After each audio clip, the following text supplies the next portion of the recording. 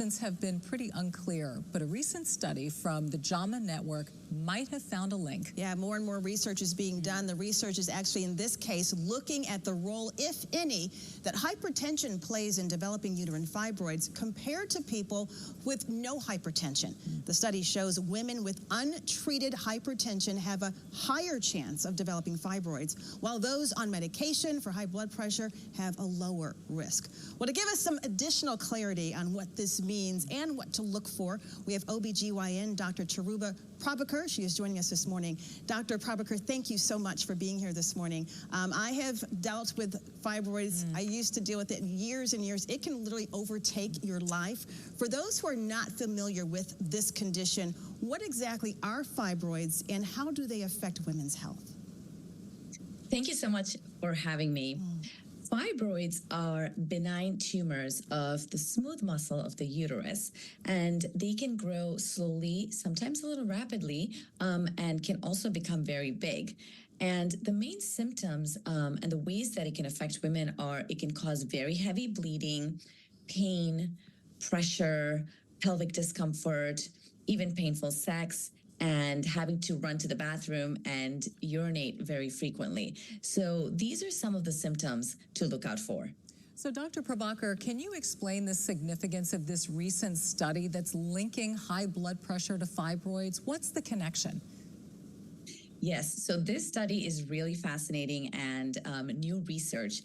For the longest time, we did not know what caused fibroids, and we still don't have a very clear answer. But this recent study in JAMA is indicating that high or uncontrolled blood pressure is actually linked to causing fibroids.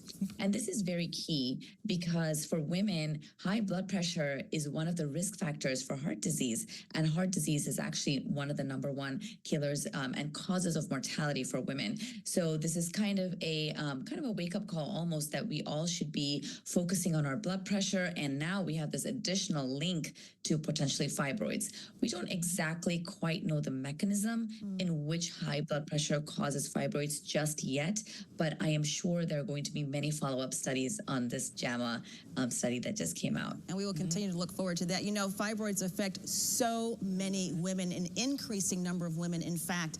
Is there any way we can prevent them? I know I had that conversation with my doctor so often because new ones pop up, they continue to grow, and you just want to in some way feel like you can do something to slow it down or to stop it.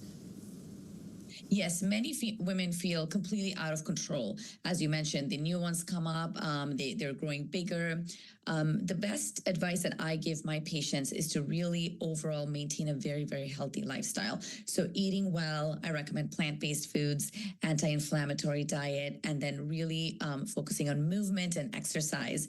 And all of these in turn affect blood pressure. And truly, if blood pressure is going to be found as one of the links to fibroids, then more reason to eat well and move well. Dr. Prabakar, some say the chance of getting fibroids goes down after menopause, which would then draw a link to estrogen. Is that true, and should we still look out for fibroids after menopause?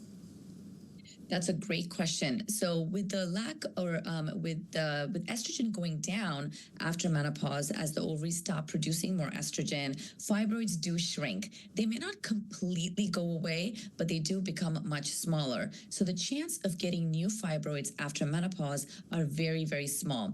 I still caution women, though, to see their gynecologist every year, get a good pelvic exam, because those small fibroids you had sometimes can actually grow very rapidly in menopause, thus causing, cancer. So this is very, very rare, but it is not something we want to ignore. So seeing your gynecologist every year and getting a thorough pelvic exam is very, very critical. Great advice. Dr. Cheruba Prabakar, thank you so much for joining us this morning. This has been such valuable information for so many women. We appreciate it. Thank you. Thank you so much for having me.